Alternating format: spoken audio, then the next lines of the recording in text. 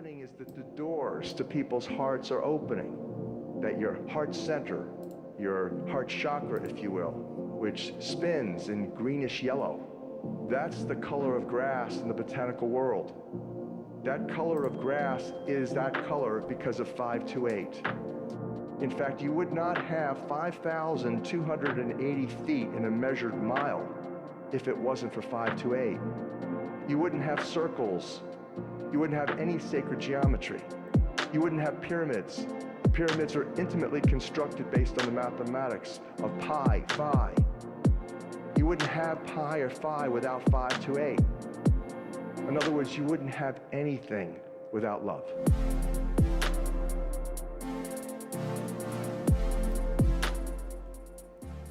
Hello and welcome back to reading chapter 4 of the book of 528. I know it's a little bit different of an intro, but I didn't realize how that had hit me yet. Me and Dr. Horowitz have a song. I feel like it's only fitting to have that as the intro. Andrew, shout out to you for being here. Shout out to everybody who's here live on YouTube, everybody that's live here on TikTok as well. I'm so grateful to be doing the stream today. I have so much energy today. I'm very, very, very excited to be reading this chapter and be streaming today. Today is a phenomenal day and a very high energy day. So let me put on some 528 for everybody. Can help you all tune in. It's a little bit low on your side, huh? We'll go about right there. Let me know if that's too loud. Let me know if you want it louder. Just feel free to let me know. But shout out to everybody who's new here. If you haven't tuned into this series before, this is the 5th video that we've done as we read the introduction and the preface kind of as one whole video. And the introduction, preface, and forward go over a lot of what this frequency is kind of in the introduction. But I'd like to reread the dedication. So I feel like that's something we're going to do here on every stream, just to catch everybody up to speed as to what 528 is here for, the message of 528, and kind of the importance of every chapter. So let me take a sip of tea here. Another quick shout out to everybody on TikTok. I appreciate everybody who just joined in during that intro. Thank you all so much for being here. I'm going to read this dedication. The Book of 528, Prosperity Key of Love, may be the most important book in history, following the Holy Bible and Aristotle's physics that birthed modern religions and science. The divided worlds of science and religion shall merge from this knowledge of 528, the musical, mathematical frequency of spiritual energy fundamental to space-time. 528 unites every field, illuminating love for the enlightenment of humankind. 528, the universal love constant, manifests miracles from love and makes love miraculous. 528 is responsible for the constant flow of love that heals and sustains people spiritually. The heart of this clear channel of music, 528 hertz on the universal dial, broadcasts you into existence every nano instant. These revelations compel civilization to build a new foundation in celebration of love that is sourcing, unifying, and guiding all creation. May this 528 key of the House of David facilitate civilization's salvation through spiritual evolution. Always love reading that. It's a great way to start off a book. So now we're going to move down to chapter 4. If anybody would like to catch up on what's in that preface or chapter 1, 2, and 3, those videos are in a playlist. We'll just quick go over the names of those chapters. The first name of the chapter is, name of chapter 1 is the Introduction to Music Creationism. The name of chapter 2 is, let me get up to it. Name of chapter 2 is 528, John Lennon and the Church of Satan. Chapter 3 is Pi, Phi, and 528 by Scholl and Horowitz.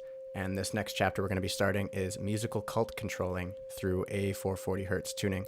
But it also dives into some kind of further things that have transpired in the musical cult control. So, that's chapter 3. Let me get down to chapter 4. Chapter 3 was dense. Shout out to everybody that worked through chapter 3 with me. I appreciate all the support on that. There's a lot of math in chapter 3. But what chapter 3 really proved is how fundamental 528 is to the universe, not only musically, scientifically, but also mathematically. Okay. Let's just jump right in, everybody. Thank you all for being here. Chapter 4, Musical Cult Control through A440 hertz standard tuning. This chapter exposes the practice of musical cult control, The Rockefeller Foundation's war on consciousness is examined as has been imposed by the standardization of the Western world's tuning of musical instruments to A440 Hz. Here, events in musical history are recalled that are central to understanding and treating a source of psychopathology, more accurately, psychospiritual pathology, social aggression, political corruption, genetic dysfunction, and cross-cultural degeneration of traditional human values, risking health and life on Earth are symptoms. The fundamental pathology, hearts lacking love, attributable to the musical, mathematical, divine disconnect.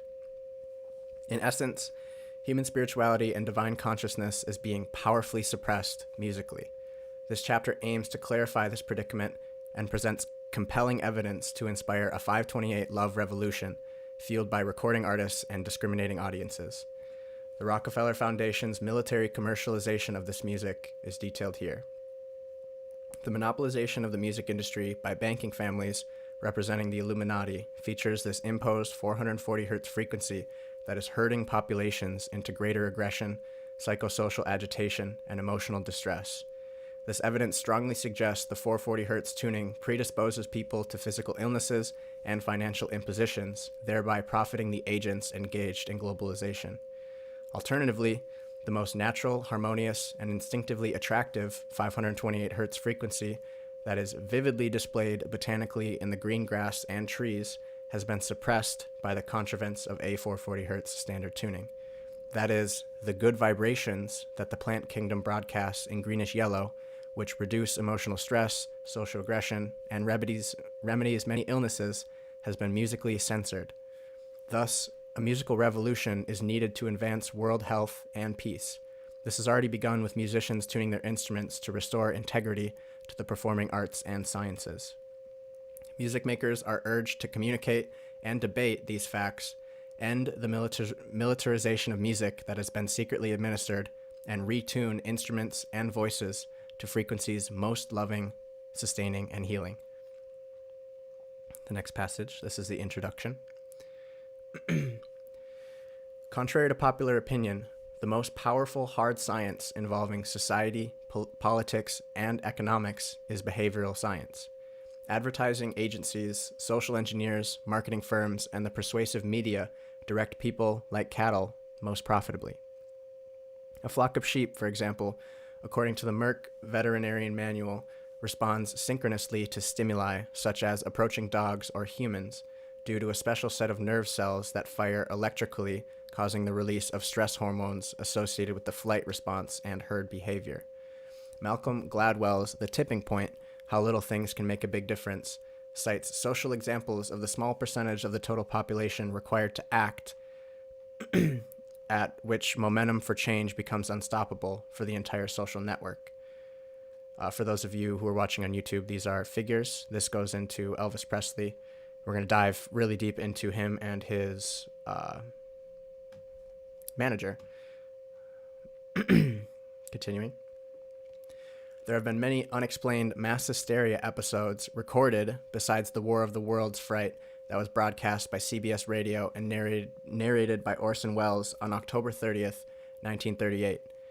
Bartholomew called the related public health crisis occupational mass psychogenic illness in transcultural psychiatry.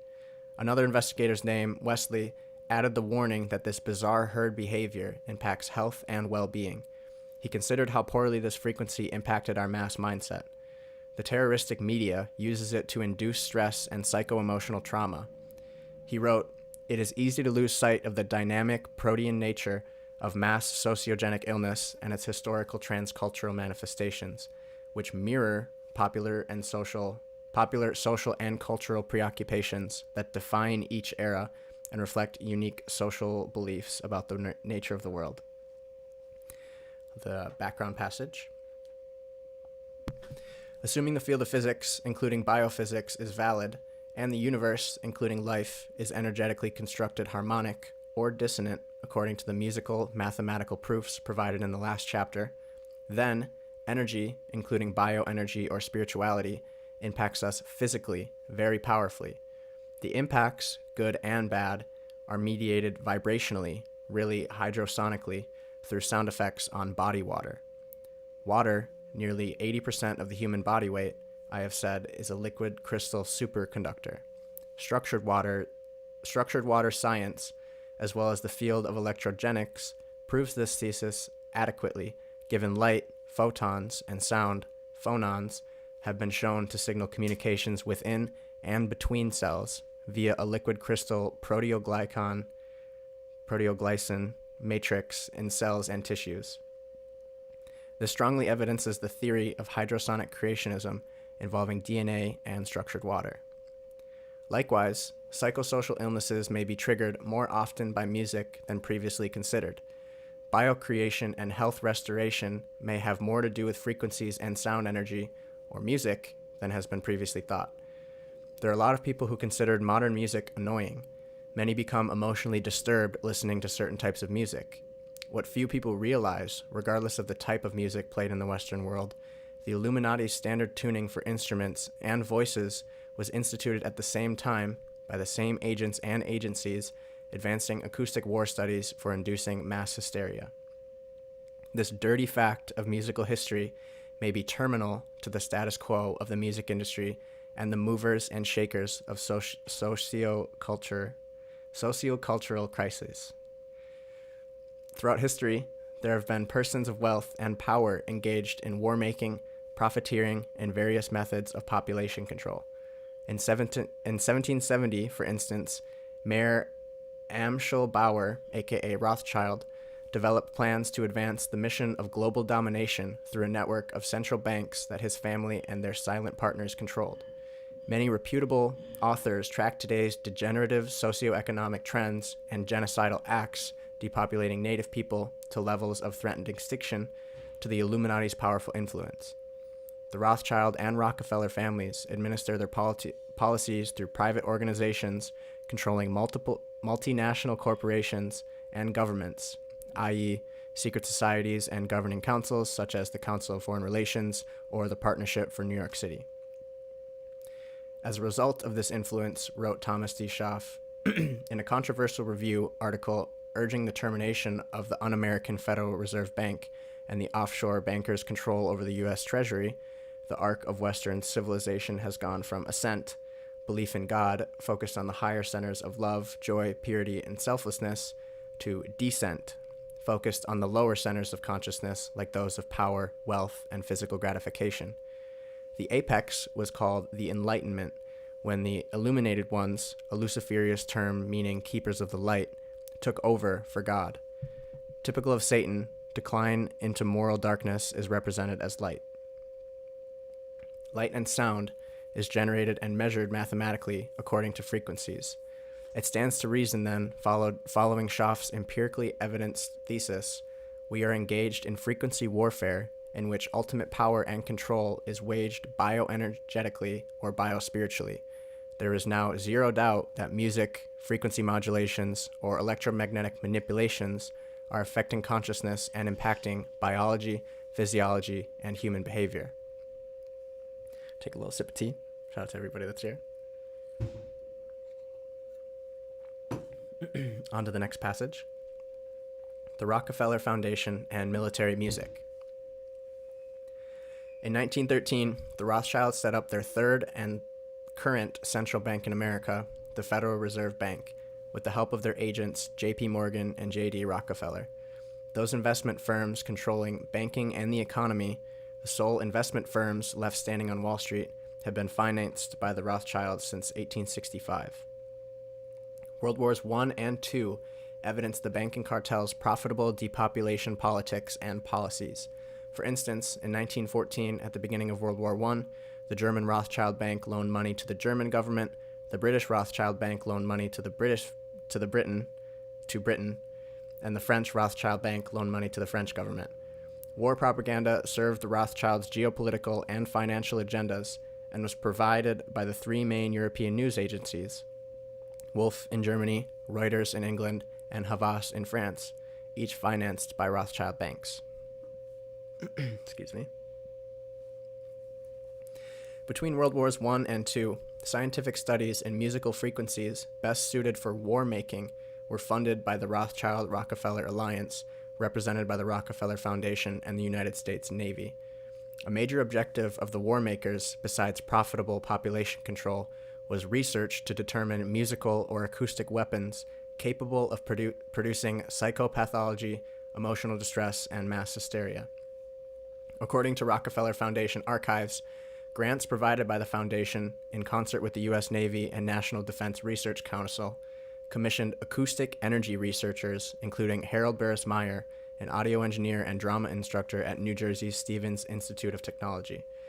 Burris Meyer is best known for providing consulting services to the Muzak Corporation, which used his expertise to optimize sound installation in factories so that emotional motivation of workers achieved through music would not be adversely affected by factory noise, wrote James Tobias, a professor of English at University of California.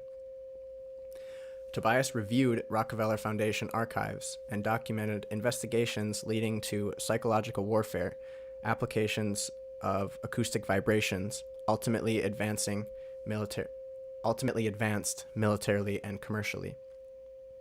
Burris Meyer, according to Tobias, contributed to the Department of Defense during World War II, including building speaker arrays developed on warplanes such that enemy combatants could be addressed from the air to produce psycho-emotional effects leading to mass hysteria. Additionally, the Princeton Radio Project played a role in this research. This occurred precisely at the time the Manhattan Atomic Bomb Project was beginning at Princeton, involving Albert Einstein at the Institute of Advanced Study. Moving on to the next passage. Hope everybody's still with me. Poisonous medicine and the Rockefellers' investments in sickening music. Linking this develop of music for mass hysteria and damaging public health impacts, the IAS, which was defined earlier as the Institute for Advanced Study, the IAS think tank was formed from the vision of founding director Abraham Flexner, according to the IAS website. The infamous Abraham Flexner was educated in Germany and America. He joined the staff at the Carnegie Foundation and was funded by the Rockefeller Foundation, and sourced the American medical reformation. The U.S. Congress accepted Flexner's infamous Flexner Report.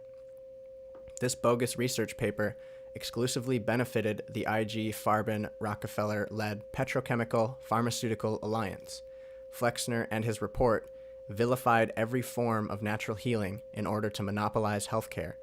Based on Flexner's report advancing the Rothschild-Rockefeller's agenda, the U.S. government exclusively imposed medicine's reliance on deadly drugs, not curative remedies.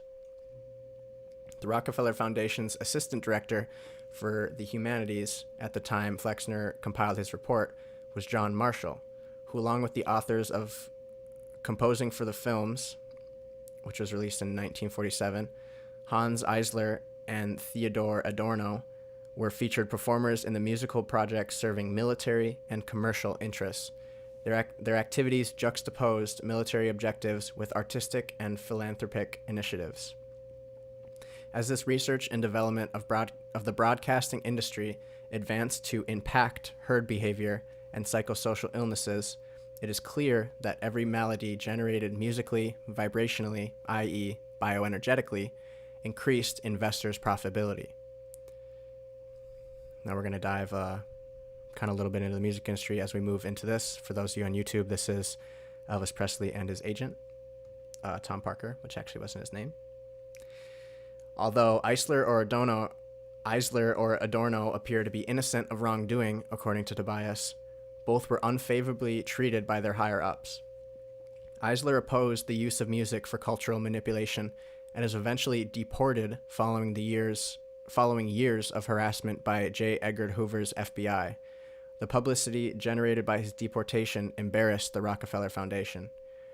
According to Tobias, Burris Meyer became convinced that audio control of human emotions was possible for a large enough portion of an audience to provide effective crowd control, a line of research that John Marshall ultimately found irrelevant for understanding the artistic or cultural values of music. Marshall's focus was to fulfill military objectives. This best explains why this activity is linked in time, subject matter, foundation funding, and the Rothschild-Rockefeller war investments in Germany, Britain, and the U.S. to establishing the Western world's standard musical tuning of A440 Hz frequency. The fact that A440 Hz standard tuning is relatively distressing is adequately evidenced throughout this book, implicates these parties and their research. Let me take a quick break. I'm fumbling over my words.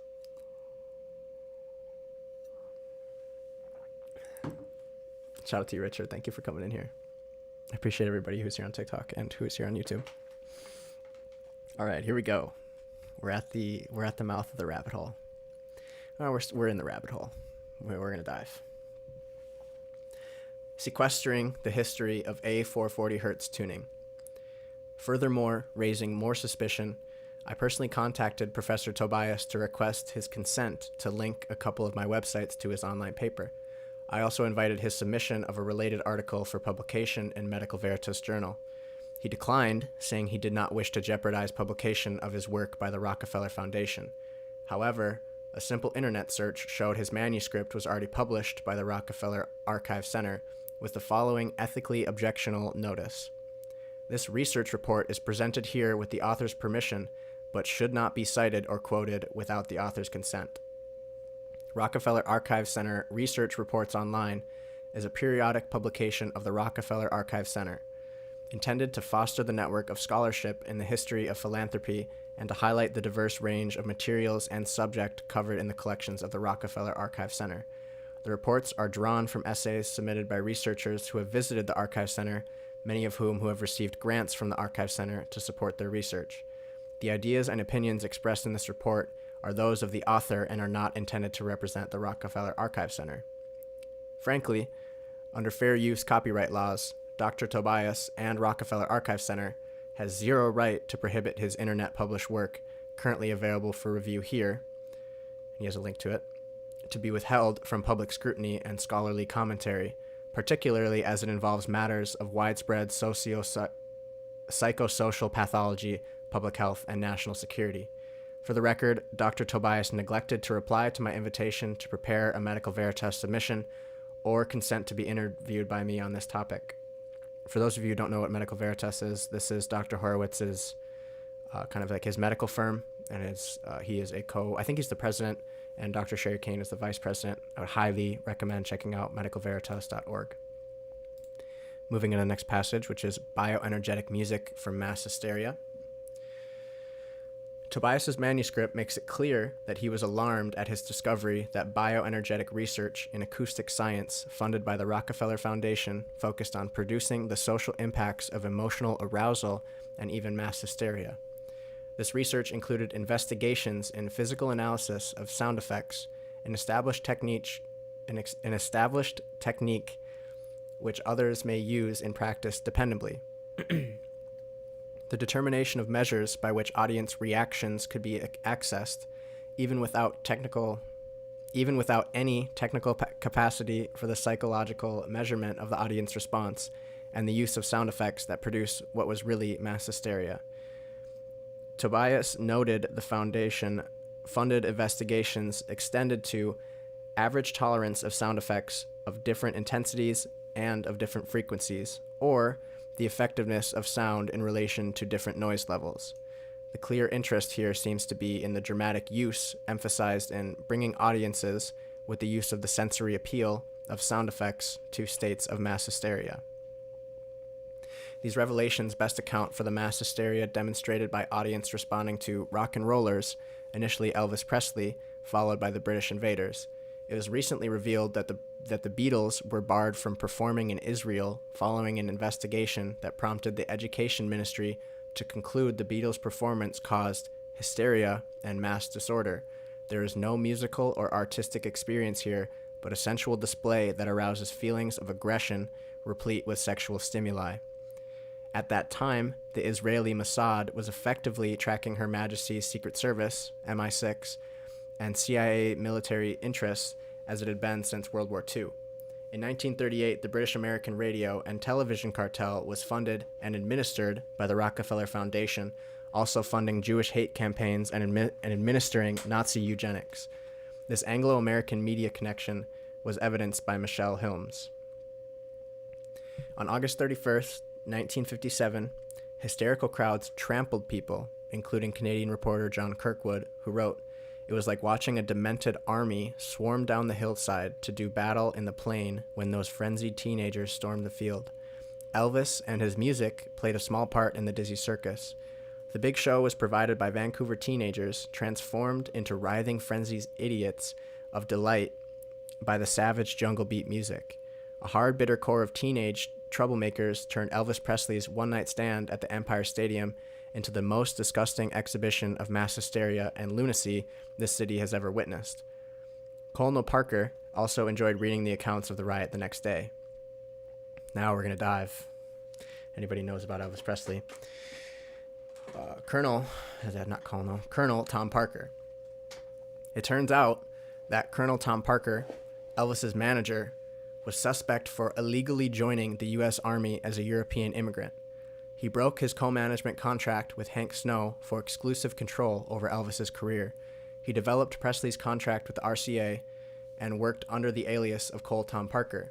It was a name that he secretly stole from his Army-based commander, Captain Tom Parker. His real name was Andreas Cornelius van Kuch, or Kuich. I don't know how to say the German name. Kuch. Thus, the Empire Stadium riot that was so pleasing to Parker was most likely a successful U.S. military RCA experiment to induce mass hysteria, especially since RCA, according to Tobias, was a major participant in the Rockefeller Foundation-funded research to musically produce this precise audience impact. Drink water. Moving into the next passage, this is going to go a little bit deeper into RCA and GE and how they were able to set up this frequency stuff. During World War I, I'll read the topic of the passage. RCA, General Electric Company, and the Navy. During World War I, U.S. Navy suppressed patents facilitating... let me just start again. During World War I, U.S. Navy suppressed patents facilitated the Brits' war effort. U.S. Navy suppressed patents that were facilitating the Brits' war effort. The patent technology was owned by the major media companies involved with radio manufacturing in the U.S. All production of radio equipment at the time was allocated for the Army and Navy. The Navy sought to maintain a Rockefeller-administered military government monopoly over the radio industry, featuring advancements in wireless radio. This wartime command over radio never ended, some believe, due to the specious congressional indecision regarding the maintenance of the supposed governmental control over the radio in 1918. At that time, the Rockefeller leadership forced the indecision. However, the questionable misdirection, miss is in parentheses, so I'll just say direction, the questionable direction of the corporatist government monopoly over music did not prevent the Navy from creating a national radio system. On April 8, 1919, U.S. Navy officials met with General Electric Company, GE, executives to develop an American-owned radio company so that the Navy could continue operating as a front, exercising its control over the commercial radio monopoly. The resulting purchase of American Marconi by GE satisfied this command and birthed the Radio Corporation of America, which is RCA, and that is the record label that Elvis was signed to. The incestuous commercial military cartel that formed featured RCA, GE, United Fruit, Westinghouse Electric Corporation, and AT&T.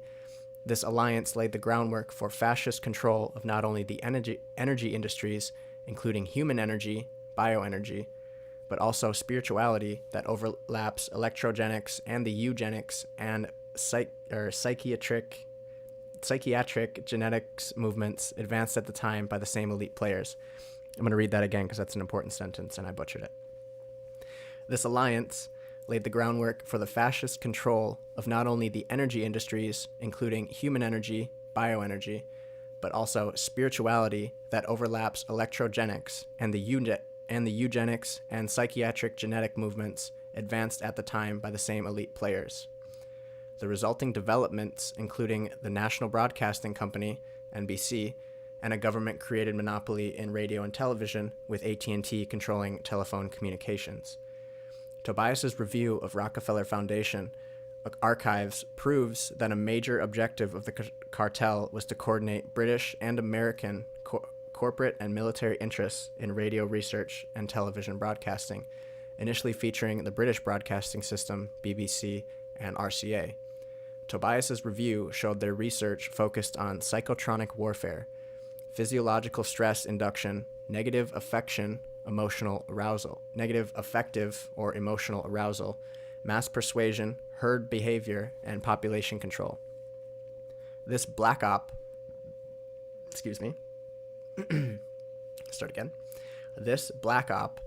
is evidenced in many ways aside from the communications reviewed by Tobias and his sources. October 6, 1938, for example, the year before A440 Hz standard tuning was adopted, a program researcher, David Stevens, wrote to Frank Jewett, vice president of AT&T, regarding studies to control the emotional response of audiences by mechanical means. Jewett's response letter of October 11, 1938, noted Bell Labs officials expressed embarrassment for the company's involvements in the nefarious project, despite its profitable applications and military merits. I'm going to turn up 528. It came out of my speakers for a little bit. Thus, Tobias wrote, this project was a typical Rockefeller Foundation project in that the goals were partially speculative but grounded always in establishing institutional networks that might ultimately grow into larger, actually feasible mass media development projects serving commercial interests but having educational or dramatic uses. Military science, otherwise called non-commercial social research, was an important way in building not yet commercial mass media systems and applications for population control. This research was eventually applied in the development of modern methods of public persuasion and cultural indoctrination by television and radio networks currently considered the mainstream media. It must be emphasized that by 1961, according to a series of Rockefeller Brothers Fund reports, their alleged concern was that we the people should feel a sense of national purpose. The Rockefeller family then determined that we the people should be governed by the assertion that a prudent corporate and military leadership of the national security state could link guns, butter, and the new technology of missile and nuclear weapons production to the cause of freedom and the free world. So basically, they manipulated all of that so they could get it. Take another tiny break.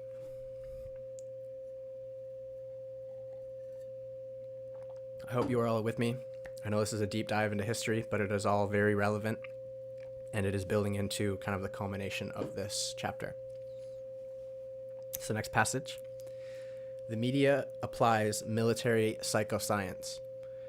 According to the Rockefeller Foundation's archives, the Rockefellers financed and helped organize the military media monopoly over broadcasting, and through various forms of education, the programmable public's mindset. Tobias, neglecting the Foundation's cartel's agreement, noted that television competition between NBC and CBS was secretive and fierce as production went into experimental phases. Evidencing the intended illusion of competition, Congress in 1974 investigated the Rockefeller-directed Chase Manhattan Bank's stakes in CBS and NBC that rose to 14.1 and 4.5% respectively, through NBC's parent, RCA. The Congress recorded that Chase Manhattan Bank held stock in 28 broadcasting firms, including startups based on musical intelligence. After this report, the Chase Manhattan Bank obtained 6.7% of ABC. The bank only required 5% ownership to significantly influence programming, a PSYOPs term meaning educational indoctrination, otherwise called propaganda, for socioculture engineering. Tobias continued, Burris Meyer wanted to measure audience response to sound effects and consider wiring audience members to a galvanometer, which is just a meter that I think reads your frequencies and reads your reactions. According to Pat Robertson, a televangelist turned enemy of the pagan corporate state, the Chase Bank is a wealthy shareholder in the Fed. It is believed other Fed owners have similar holdings in the media. Robertson cautioned in his book, The New World Order. To control the media, Fed bankers call in their loans if the media disagrees with them. On page 131, he recommended abolishing the Fed. John Marshall wrote that for responses to sound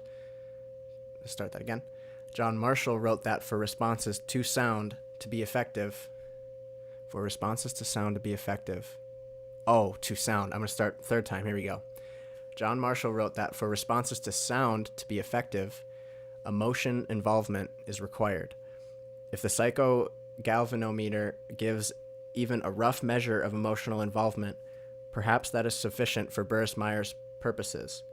Marshall then urged Burris-Meyer to seek consultation from psychologists who had consulted on the Princeton radio project. Thereafter, Burris-Meyer worked through the American Film Center to experiment with the recording of sound effects on film. Tobias noted that the Rockefeller Foundation offered network broadcasting and industrial connections to their grant awardees that assured success in the industry and dispersion of research developments with commercial value.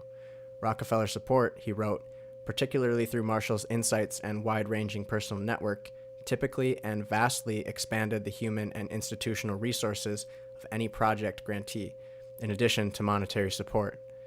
Musicality enabled a technicolor proof of effective public address, Tobias added, raising the possibility of greater audience involvement and the specter of greater audience manipulation, the clear educational and commercial application for musicality as control stressed in Burris-Meyer's sound show.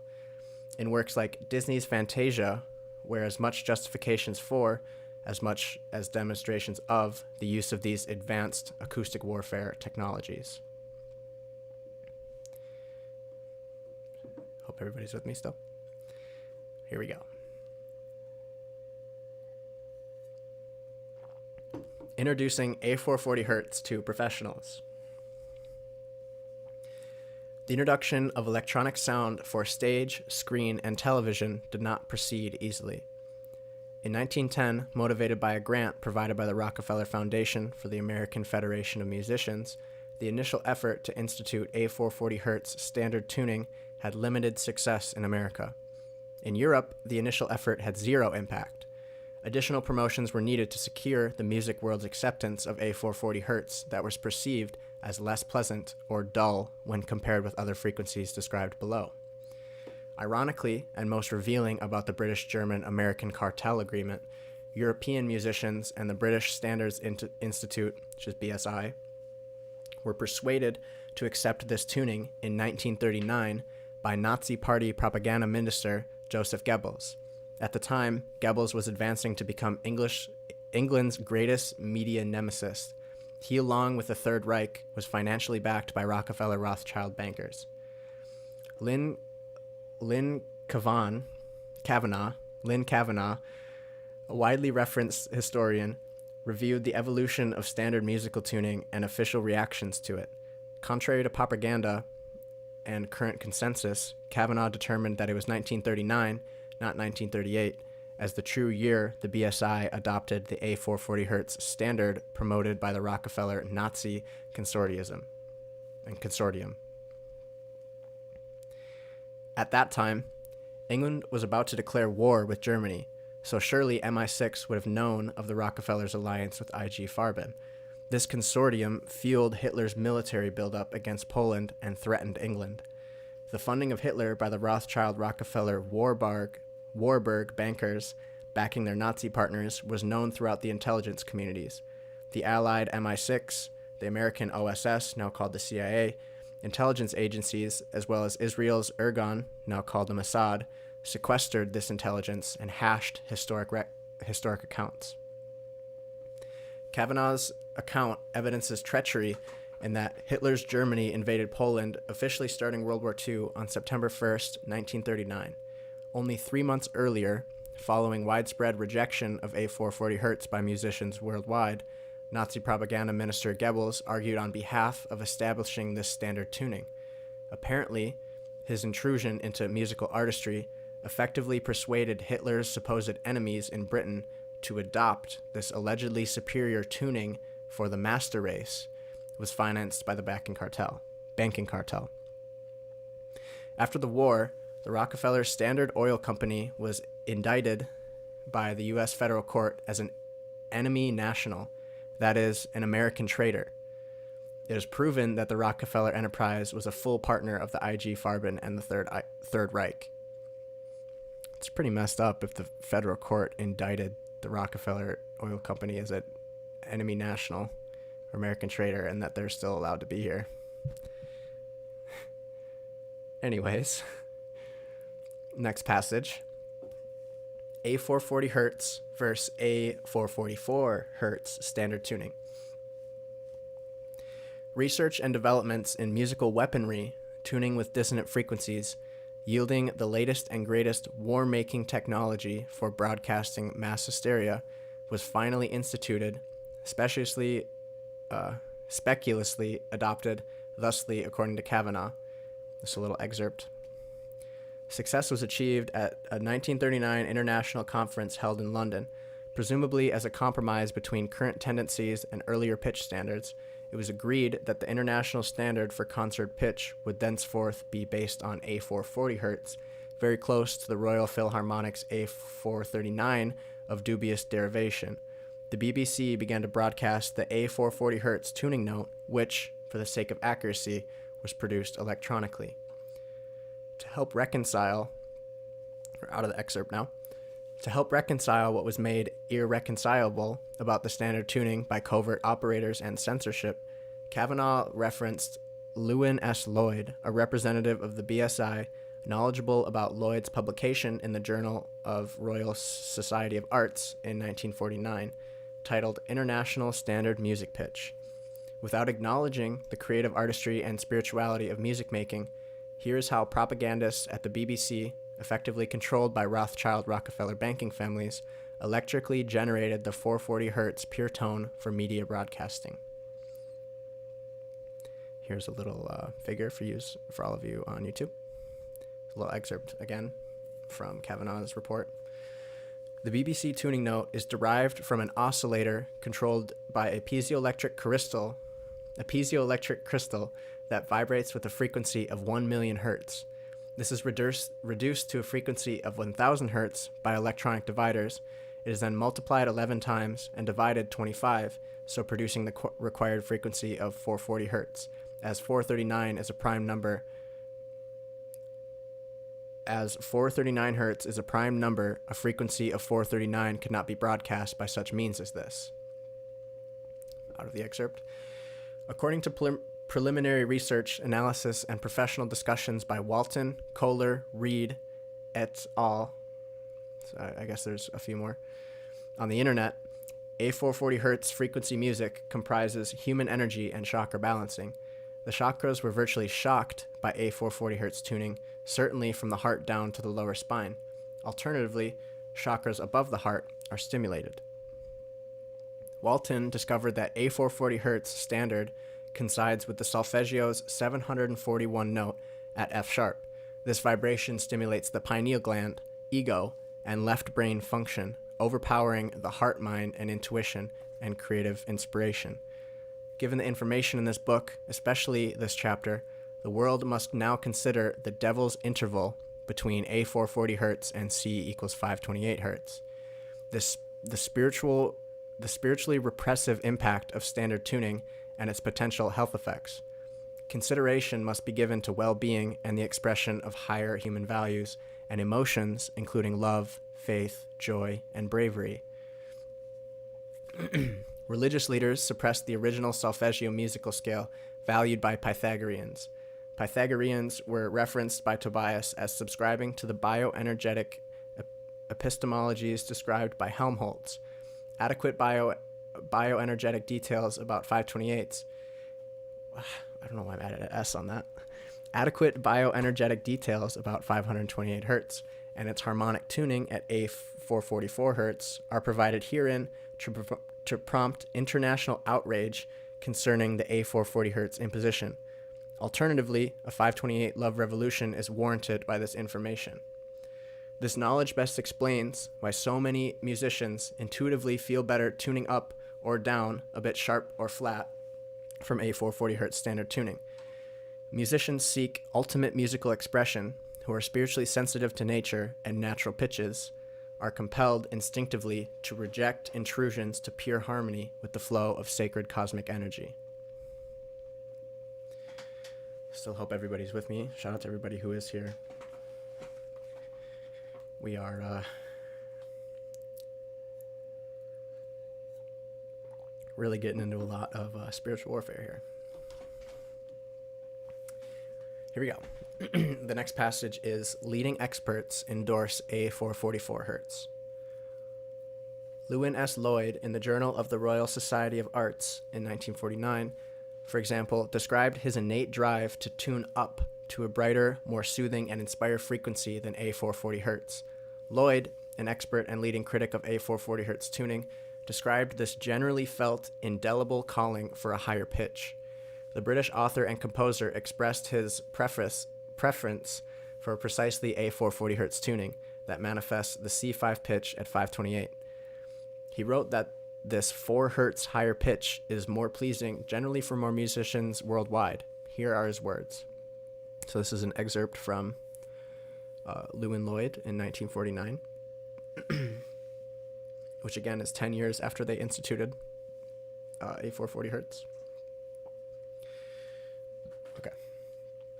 My own experience in tuning an electronic organ to be used as a continuo instrument with orchestra in the late 1940s and early 50s showed me that New York orchestra musicians could with difficulty be induced to tune their instruments to A440 Hz, but that if the organ were tuned to that pitch, it would in the course of performance be flat as compared with the other instruments.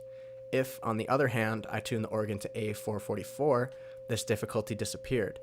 And I take it that this latter pitch is approximately that at which New York orchestra musicians habitually play, and to which they involuntarily tend to return, even if they started out tuning their instruments to A440 Hz. Similarly, recent research by veteran piano tuner and custom piano designer Daniel Kohler demonstrated the beneficial acoustic and spiritual impact of prototype pianos that include granite bridges to best accommodate the higher tension of strings tuned to A444 Hz. Kohler reported most enthusiastically that the 528 Hz frequency resonates most powerfully and endearingly. Measuring volume and duration string resonance, Kohler wrote, "We took an introductory level small grand at 5 foot 1 inch long and surpassed every 9 foot grand in the world on most of the piano concerning sustain with lack of fall-offs. This is, with no boasting intended, actual fact on which I would stake my 35-year professional reputation." If anybody knows about Kohler, he is a legend in the piano world. All right, we have made it to the topic of the day. 440 Hz versus a 432 Hz tuning. Emmett, shout out to you for being here. Thank you. Here we go. I'm going to read that passage title again. A440 Hz versus a 432 Hz tuning. First, let's get a preface. A lot has been written on the proposed A equals 432 Hz alternative tuning that is mathematically constant with universal design. Among the advocates of A 432 Hz tuning is a musician and researcher, Brian T. Collins, who launched a website dedicated to posting articles supportive to this growing musical metaphysical movement for recovering optimal integrity in the music industry and spirituality through music therapy. There's static?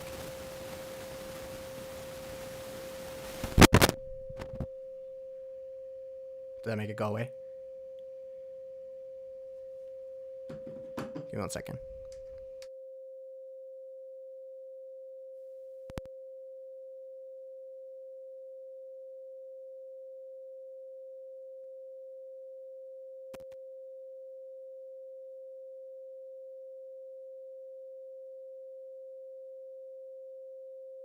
How about that? Did that fix my static, Emmett? It's gone? Okay, perfect. That's good. Sorry for the pause, everybody. So this is going back to Collins. Collins wrote, The current tuning of music based on A440 hertz does not harmonize on any level that corresponds to cosmic movement, rhythm, or natural vibration. Mozart and Verdi both based their music on natural vibration, and A equals 432 was nicknamed the Verdi tuning. Most Western music, including popular New Age music, is still tuned at unnatural A440 hertz. The difference between A440 and A equals 432 is only 8 vibrations per second, but is a perceptible difference in the human consciousness. An expanded review of A432 hertz tunings finds it throughout the religious world according to researchers. One of the oldest uses of sound is for ceremonial and religious purposes. Whether the chanting of a Hindu mantra, the recitation of a Jewish cantor, a Christian hymn, or the call of a Muslim muezzin, I apologize if I didn't say that right, muezzin, sacred sound makes its way into all of the world's various religions. According to Robert Lewis, a student of Rosicrucian Fellowship, the purpose of music in religious service is to raise the vibratory rate of a congregation upward through a series of overtones to a spiritual level. An unconfirmed report from an anonymous blogger stated archaic Egyptian instruments that have been unearthed so far are largely tuned to A432 hertz. In ancient Greeks, the schoolbook original plays for music, their instruments were predominantly tuned to 432 hertz. Within the archaic Greek Eleusinian mysteries, Orpheus is the god of music, death, and rebirth, and was the keeper of ambrosia and the music of transformation. His instruments were tuned to 432. One can make audible harmonics such as 72, 144, and 432, and then further synchronize the music in binaural 8 hertz to reawaken us to the orchestra of our thoughts and the cathedral of our minds. Just to go back over all of that, that whole thing was a quote from a research paper. So now we're getting into the next passage, the cosmic 432 fraud. Neglecting Scholl's analyses and abusing Marco Rodin's determinations, there are people who have made it their mission to discredit 528 and my works in this field. Tesla's innovations, you might call, are likewise discredited and suppressed by the same petrochemical pharmaceutical corporations that advanced 440 Hz standard tuning and the nuclear weapons industry. Recently, deceptively and maliciously, Jamie Baturoff and Tyler Thurmond produced a Cosmic 432 Part 2 YouTube clip to largely discourage the use of 528 Hz frequency in music and healing, and discredit determinations by Rodin and Scholl in math and my conclusions in this book. Their assertions created confusion and dissonance in the community of musical mathematics researchers and sourced skepticism, the emerging science of creation, and sourced skeptics, I don't even know, and sourced skepticism, the emerging science of creationism. I think that's an error. And sourced skepticism as the emerging science of creationism. I think that's how it says. Anyways, their unfair criticisms, however, and downright fraudulent demonstrations that purposely and maliciously neglected 528 permutations within the Rodin's 285 family number group were solidly scorned by a team of experts whose rebuke has been published on i528tunes.com for the world to consider. The scholars noted an eerie similarity between Baturoff and Thurman's propaganda and the lies issued to character assassinate John Lennon as a target of J. Edgar Hoover's COINTELPRO. Today, at the time of this writing, agents determined to have worked for the CIA and FBI in counterintelligence propaganda on behalf of Big Pharma and the energy cartel have been making similarly stupid assaults at 528 and my credibility over the internet. Thankfully, the truth always surfaces, and their bogus claims are being solidly rebuked by experts responding independently online. Baturoff, I don't even know how to say his name, but Butterf and Thurmond used 432 permutations with the original solfeggio frequencies, deceitfully omitting 528 in every analysis to claim the discovery of another solfeggio musical scale. They composed a melodic 432 scale that could have been similarly done in 444, but wasn't, to fraudulently claim that Dr. Paleo's certified or original solfeggio was false because it is less melodic than their new scale. Science and common sense, though, proves human hearing pales by comparison to most other species, and what some insects and animals find pleasing, humans find annoying. Besides this, math doesn't lie, even when abused by agents of deception. Butterf and Thurmond abused the works and confidence of mathematician Marco Rodin among many mathematicians celebrating the discovery of matrix math and its importance to music. I contacted Rodin to confirm this abuse, and he admitted that he did not endorse Butterf's math nor their 432 Hz tuning, since this number is not found within Rodin's family number groups. In other words, 432 Hz is not a perfect circle of sound number, nor an ancient solfeggio frequency. Each of these frequencies Rodin provided sources from his simple infinity pattern, from which he derived his three family number groups, 147, 258, and 369. Move the 1 and 2 and 3 one place to the right and derive 3 of the original 6 solfeggio frequencies, 417, 528, and 639. Petty jealousy, or industrial espionage, best explains why Butterf and Thurmond would produce a freak fraudulent attack on 528 just when the world needs solutions to urgent problems facing humanity and the polluted biosphere that the 528 love revolution is advancing along with technologies and to harness free energy. Thankfully, the darkness and dissonance with Love 528 is disappearing as more and more mathematicians, physicists, bioscientists, musicologists, and performing artists independently confirm the importance of 528 Hz frequency in the energy of life, universal construction, and ecstatic listening. This knowledge and experience engages metaphysics and the esoteric sciences, and Love 528 suppression is crucial for musical, vibrational, cult control by the Illuminati at this critical time in history. I'm going to say that again. I'm going to reword it just a tiny little bit. The suppression of 528, love, is crucial for musical cult control by the Illuminati at this critical time in history. Just to take a moment, this is why I make the stance, or I am taking the stance that I am against 432, because of this specific critical time in history.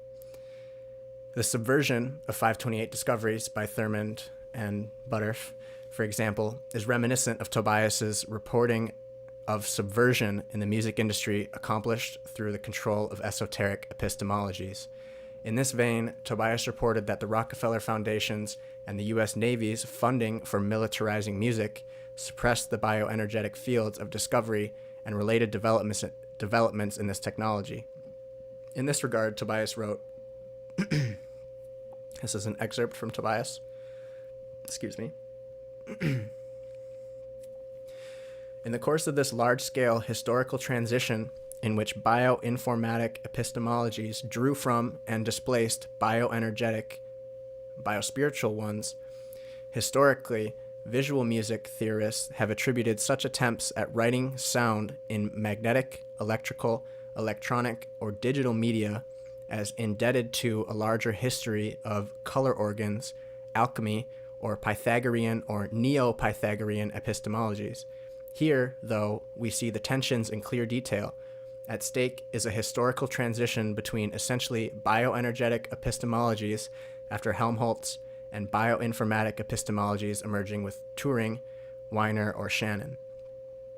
In other words, to summarize that, as Horowitz does, the color was removed from music, and the music industry, when the context of the art was institutionalized to mainly serve bioinformatic left brain limited agendas, neglecting the energy of the heart and the creative technology of Love 528. As expected, and evidenced by today's degenerating social and cultural conditions, Tobias concluded, the Rockefeller Foundation's careful project management and coordination contributed to the materialistic versus metaphysical industrialization of music in the media. I hope people are still with me on that.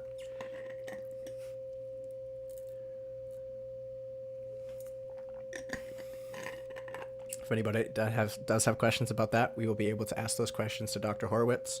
If you'd like to know more about 432, we can definitely do those. I can pull that up on my notepad. But basically, to summarize this, is the Illuminati knew that we were going to understand frequencies and their importance into this world. They knew that we were going to start to understand 528. So they promoted slightly off frequency to keep us out of tune with the frequency we need to be tuning into right now in this specific time, in this specific moment in human history. Moving into the next passage. The U.S. Navy's musical manipulations. Besides the U.S. Navy's administrative control over the National Public Health Service in America, this branch of military has always been at the forefront of research, of war research. This research extends to biological weaponry, virology, and genetics. Restart that.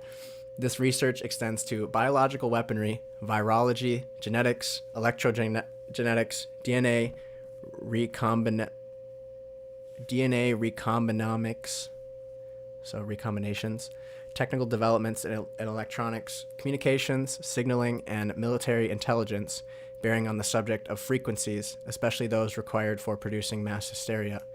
Rather than researching electromagnetic and bioacoustic methods of promoting peaceful coexistence, the Navy has invested in space-based weaponry, including satellite communications useful in advancing psychotronic warfare for population control. In short, U.S. naval intelligence oversees or administers the most advanced science in the fields of population control, including energy, bioenergy, and communications on behalf of the Illuminati. Nuclear, radiological, biological, chemical, and musical weapons for controlling humanity most profitably and effectively fall within the Navy's jurisdiction. Given this history, it is not surprising U.S. Navy celebrity John Calhoun Deegan is credited for having allegedly persuaded by the American Federations of Music in 1910 at its annual convention to adopt A440 standard tuning for orchestras and bands. My 528 went on my speakers. Let me get that back. Also around this time, the Rockefeller and Carnegie Foundations began providing grants to support the pseudoscience called eugenics or racial hygiene for profitable population reduction. Next passage, the Rockefeller Foundation and eugenics. The Rockefeller Foundation has been a prime sponsor of the United Nations depopulation program. Terminating 6 billion people on Earth is their current objective. To anybody that's here, I'm going to read that again. The Rockefeller Foundation has been a prime sponsor of the United Nations depopulation program. Terminating 6 billion people on Earth is their current objective. Although most people find this hard to believe, thanks to media propaganda, this massive depopulation is being advanced by the world's wealthiest industrialist, among them Bill Gates, who promotes poisonous vaccinations which he lectures will reduce nearly 900 million people in the coming years. Let me say that again. Get back up to the top here. This massive depopulation is being advanced by the world's wealthiest industrialists, among them Bill Gates, who promotes poisonous vaccination, which he lectures will reduce nearly 900 million people in the coming years. This is shown in the documentary film Pharmahores, the Showtime sting of Penn and Teller. Historic accounts document the Rockefeller Foundation and its corporate, medical, political, and financial associates organized and administered eugenics, the science of genetic differences between the races, a mass murder program invented by the Illuminati and adopted by the Nazis.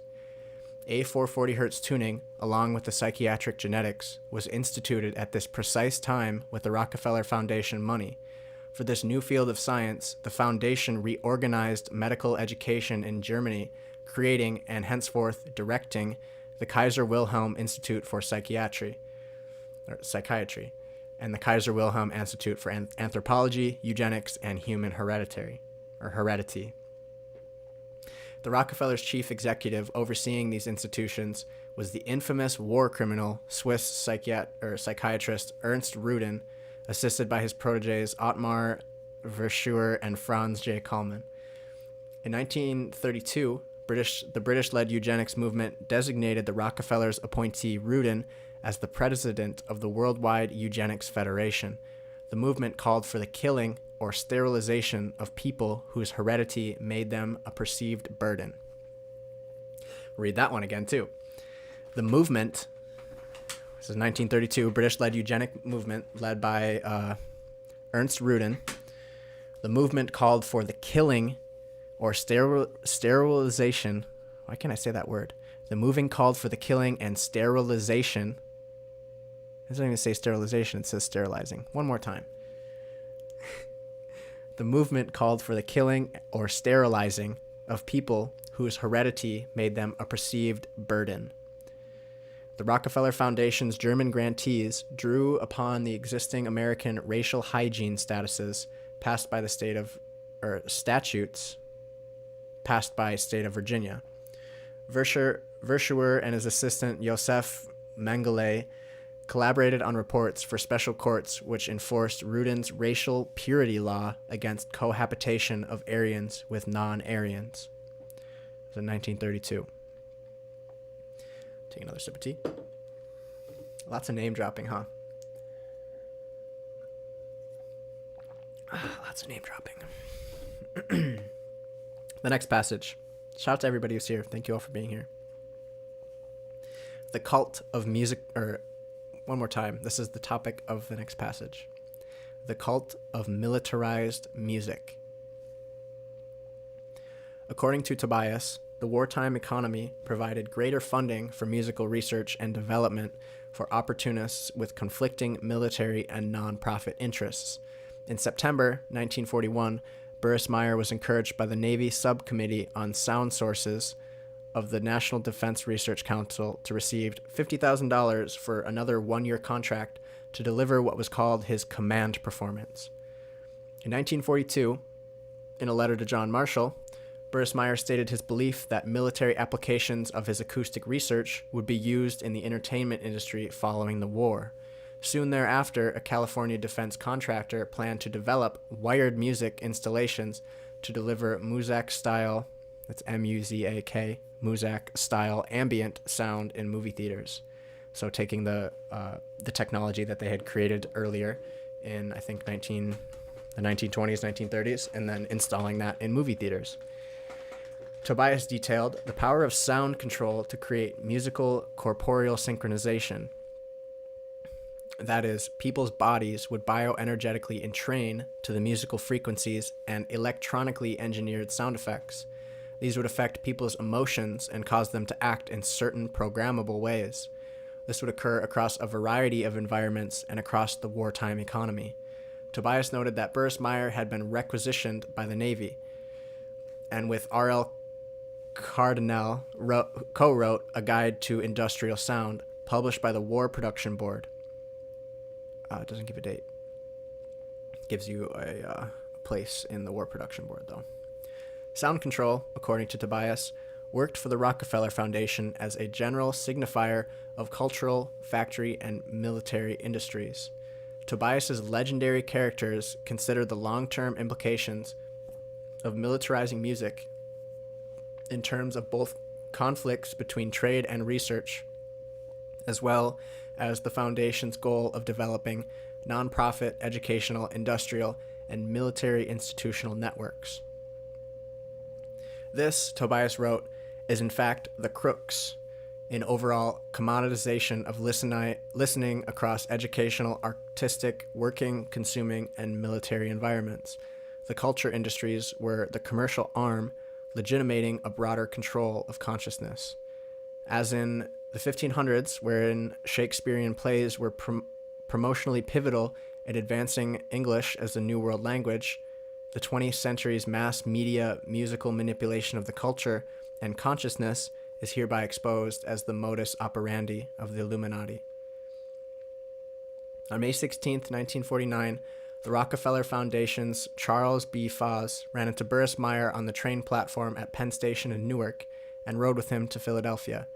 Burris Meyer was in uniform as a naval officer heading to Washington for further military research work on the problem of the control of human emotion as a determinant of action. BM points out, the realization that we were moving into an era when such control of human emotion would be technically possible, which led to the development of Nazism in Germany. It is clearly indicated in Mein Kampf and in the work of Goebbels. According to BM, his wartime work demonstrated that means to control emotion with sufficient precision to determine the action of from 2 to 8% of a given population. While this percentage of a population is small, it is perhaps quite adequate to be decisive.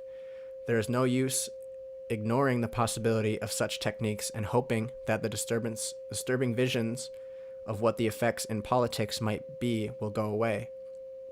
The question is rather, as in the case of the atom bomb, whether the techniques will be mastered and utilized for democratic purposes before they are exploited for totalitarian purposes.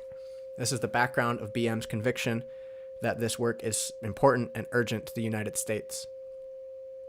Figure 17 details the Illuminati's satanic agenda for which 2.8% of the youth would turn on to drugs, tune in to A440 Hertz and the media's deadly messages, and drop out of love, altruism, discernment, and the exercise of free will to engage a murderous cult. These dropouts, psycho-spiritually impaired by the overwhelming social experiment, advanced cultural degeneration leading to what is happening now, profitable depopulation. Following Hans Eisler's deportation from the United States to Germany, where he joined the East German intellectual establishment, a 1958 interview he published is noteworthy, defending the East German youth under attack in West Germany for indulging in what he agreed was the false ecstasy of boogie-woogie and the stupid fashion of American-style jeans. Eisler commented in reference to politics, youth, and urgent insurmountable social challenges, the American culture industries have a monumental influence over the entire world. Shout out to everybody who's still with me. We're getting to the conclusion right here.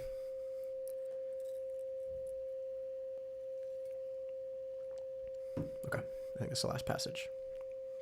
Summary, solutions, and conclusions. If you're a musician, please have yours.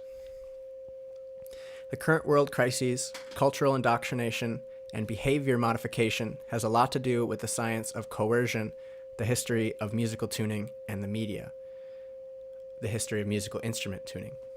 I guess musical tuning too. This review of Rockefeller Foundation literature sets the record straight regarding the organization's involvement with the military, medical, petrochemical, pharmaceutical cartels' focus on acoustic science to identify sounds and modern musical technologies that produce vibrational frequencies useful in war and applicable to public persuasion and crowd control. These parties institutionalized standard A440 Hertz musical instrument tuning. President Dwight Eisenhower protested against this beast, warning that globalist threats to economy, political, even spiritual freedoms were mounting. Populations are now tethered like sheep by psycho-emotional attachments and addictions to whatever this cartel sells and promotes through radio and television. Civilization is now virtually enslaved to tolerate media contrivances, facilitating genocide or omnicide. In essence, this military-industrial complex, rooted in the world of investment banking, has advanced a covert operation to control populations, most loudly and profitably. Music bioenergetically affects your body chemistry, psychoneuroimmunology, and health. Your body is now being vibrated musically, audibly, and subliminally according to an institutionally imposed frequency that resonates in dissonance with love and positive emotions. Just like to take a tiny break from there, saying that the frequency you're hearing in the background is bringing you into harmony with love because it is love. From the Rockefeller Foundation archives, it is clear that the investors in A440 Hertz standard tuning are some of the least trustworthy entities on Earth. They directed the U.S. Navy's involvement in this black ops, engaging the consortium-controlled networks. These findings strongly suggest the military's acoustic frequency research and technological developments advanced during the 1930s to induce psychosocial pathology, herd behavior, emotional distress, and mass hysteria were successfully deployed and are now being used against we the people. Alternatively, musical frequencies most beneficial to health, psychosocial harmony, and world peace have been suppressed. These findings offer a most reasonable, simple, and powerful remedy residing in restoring naturally preferred frequencies to music. Instruments and voices tuned to A440 Hz scale are far more acoustically pleasing, instinctively and kinesthetically stimulating, spiritually refreshing, linked to genetic repair, and arguably even resonating pure love. Given that the media is so negatively controlled and behaviorally controlling, alternatives to the major networks are now required to free we the people. This was the original intent of the U.S. Constitution and Bill of Rights, virtually vanquished by the Rockefeller Rothschilds industrialists.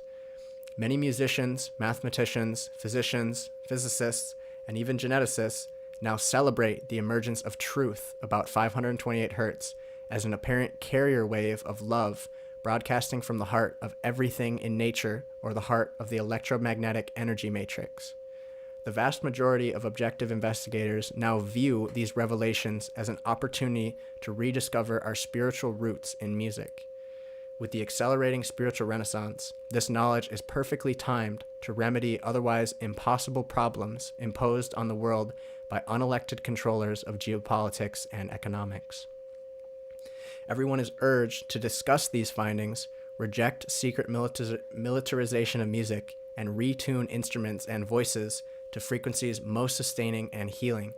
A service operating by donation to provide A440 to A444 Hz frequency transpositions of every genre of music was recently launched to accommodate this revolution. See i528tunes.com. If you're a musician, you can transpose your music there for free. Excuse me. Music is humanity's best hope for physical salvation and divine human connection.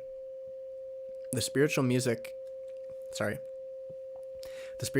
portals through which planetary rebirth and harmonization is destined await your vision and activism.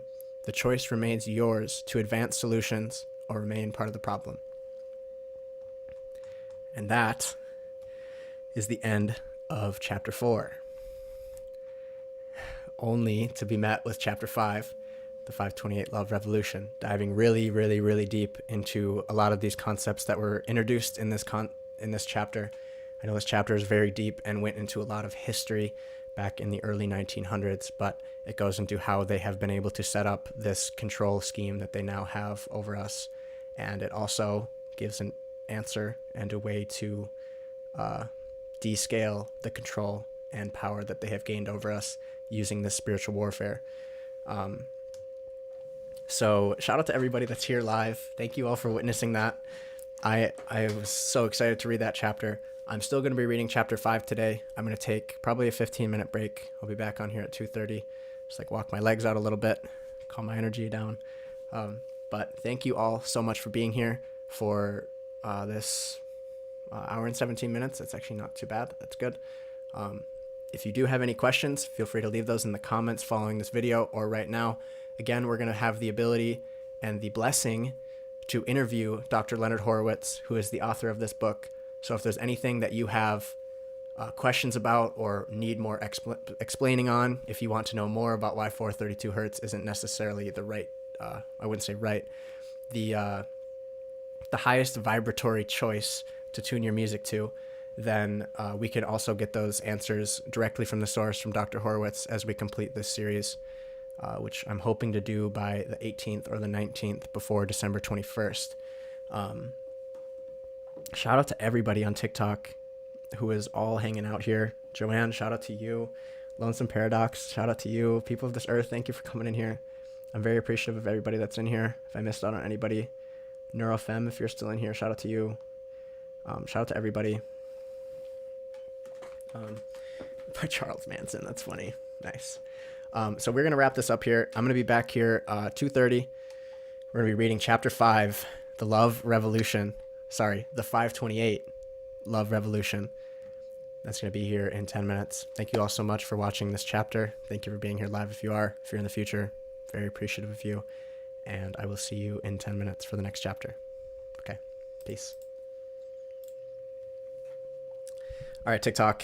I'm going to be back in 10 minutes. Charles Manson.